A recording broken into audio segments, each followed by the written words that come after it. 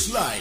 Samantala, kaugnay pa rin sa usapin ng El Nino, pinangangambahan naman na posibleng madagdagan pa ang mga probinsya na maapektuhan ng El Nino sa katapusan ng Pebrero. Ayon kay Philippine Atmospheric, Geophysical and Atmospherical Services Administration Climatology and Agrometeorology Division Chief Annalisa Solis, mas titindi pa ang mararanasang tagtuyot sa mga susunod na panahon dahil wala pa sa warm at dry season ang bansa. Dagdag pa ng opisyal na posibleng maabot ang matinding epekto ng El Nino sa pagsapit ng Marso, Abril at Mayo at maaari pang umabot ng Hunyo. Nitong Biyernes, sumampa ang temperatura ng Legazpi City, Albay sa 44 degrees Celsius habang maaaring pumalo sa 40 degrees Celsius ang init sa Metro Manila at iba pang lugar sa Luzon.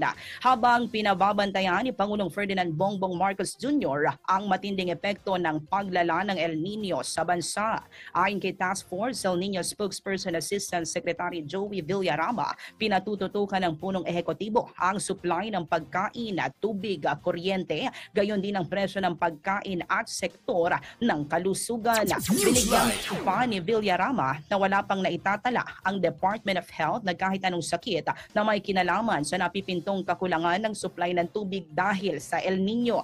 Tiniyak din ng Task Force El Nino na patuloy na ginagawa ng paraan ng gobyerno upang maibsan ang epekto ng tagtuyot sa bansa tulad ng pagsasaayos ng irigasyon at pagmamahagi o pamamahagi ng alternatibong hanap buhay ng mga magsasaka. Newsline.